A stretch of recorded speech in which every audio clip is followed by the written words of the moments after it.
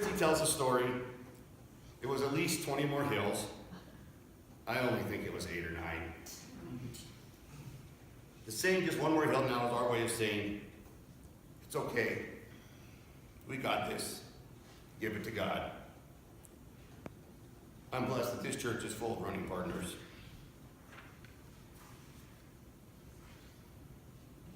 A very special moment in my FCC life happened several years ago. I think Ashley was maybe a kindergartner, and she was going down the steps of the new fellowship hall, and she just stops in mid-stride. As if you ever had kids, you know when they do that. You know something great's coming out, and you're just wondering, all right, what's going to happen? She looks around and says,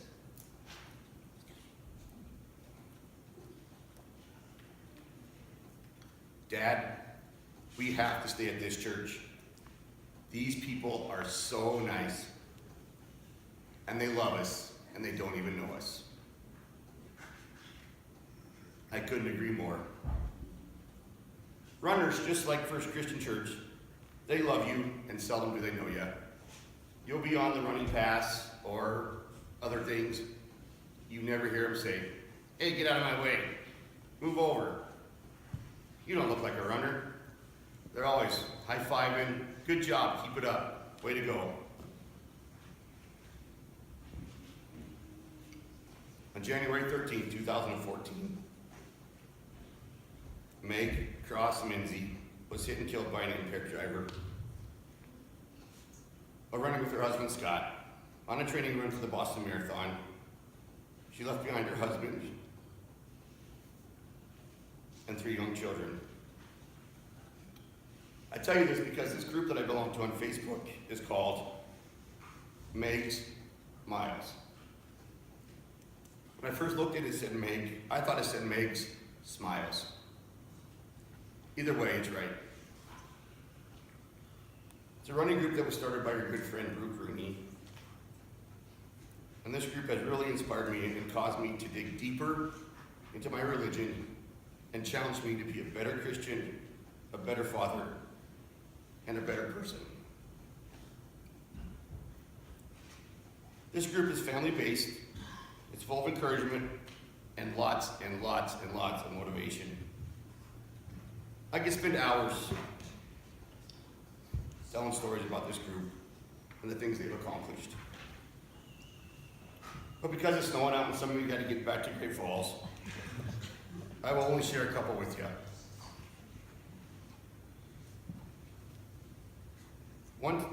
This last year, Chris and I ran our first half marathon at the Run of the Pub. For some reason, the Run of the Pub just seems to be my beginning race. I don't know. Maybe I just like to run for beer or something. But Christy got this wild hair that we should sign up for. So we did. And we trained, but as, God would have it. It was icy, slick, not a very good time running conditions. I had a gym membership. I didn't like the treadmill, and as runners call it, it's the treadmill. I even ran next to, I believe her name's Heather Liebert, one of the, she's a world-class marathoner. And I asked her a question one time. I said, how do you run on this treadmill for hours?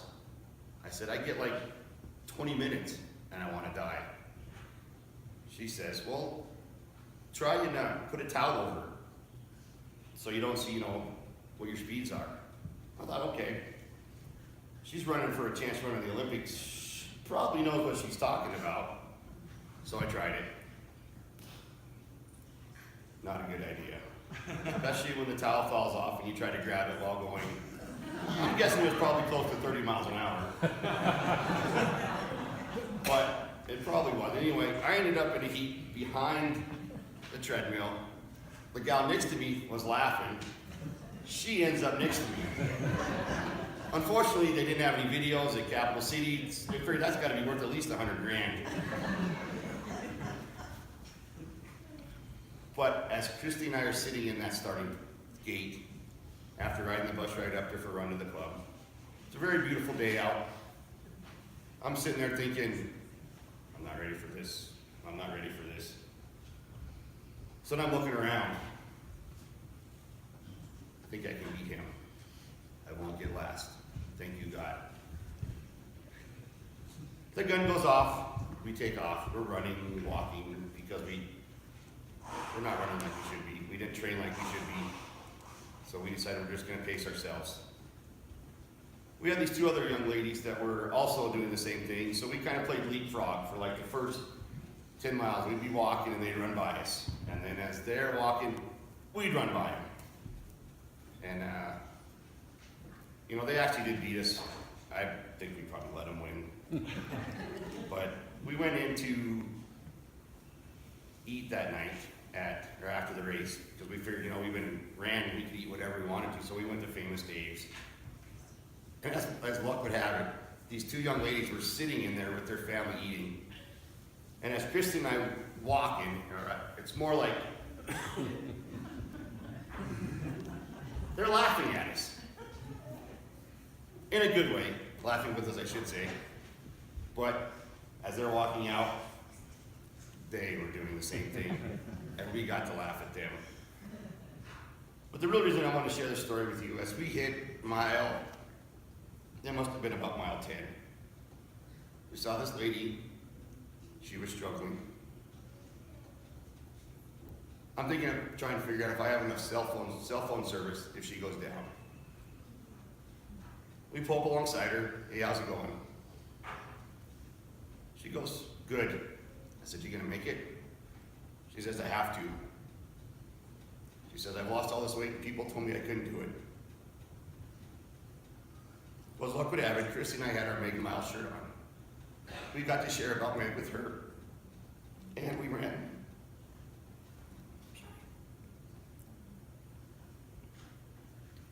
We ran the race in with her.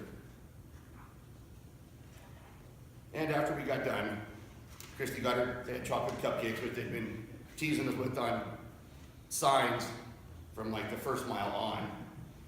Of course, the signs made the cupcakes look like this. You got like one bite. I got the beer at the end. This gal came and found us. We gave her a hug.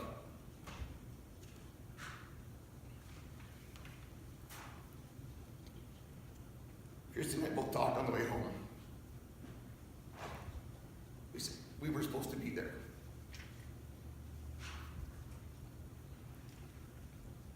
God did that. He made it so we couldn't train the way we wanted to.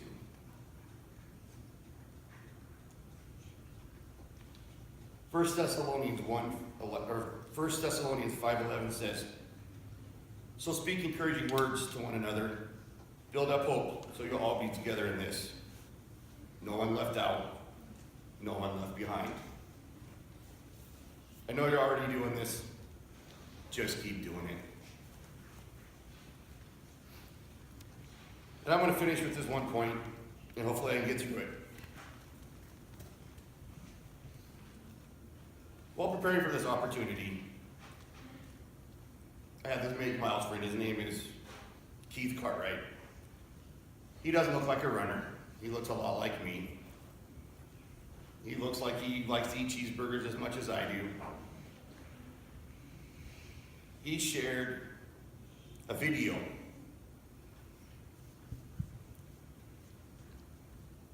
of him and Scott, Meg's husband, in front of their church shortly after the accident. Actually, it wasn't shortly after, it was probably about a year afterwards. And they were talking about how Keith wished that Scott would have been more into eating cheeseburgers and chocolate. And Scott says, well, we'd go out to eat and I would have a plate of beets and he would have a cheeseburger and fries. But then they got serious.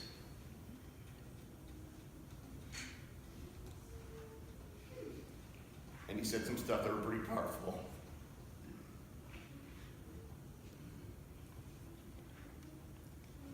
Scott said he was embarrassed about the fact that he had learned more about life and how to be a Christian and a father from his wife after her death. He tells a story about going to church shortly before her death, and he was dragging his feet, much like I used to do going to church, trying to figure out, how he could get his wife to get Meg to believe that, mowing the lawn or maybe cooking dinner would be a reason to get out of going to church. Anyway, somehow she convinced him, and they were in the car driving. And he said that, they're at a stoplight or something, and all of a sudden she looks over to him and says, "Scott, do you know why you are here?" He looks at Meg and says, "I don't know. Drive the car, carry your groceries in for you." She stops him short and says, "We are all here for one purpose. And that purpose is to serve God." He now realizes what that truly means. Scott was a cop, and he does a lot of these speaking about drunk driving. And that's actually how Robert and Keith met before the accident. Was at one of these functions he did. Well, now he has first-hand experience.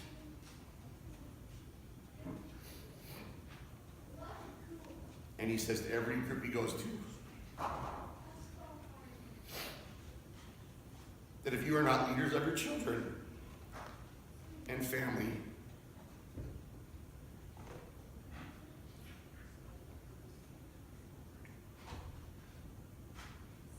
you are failing.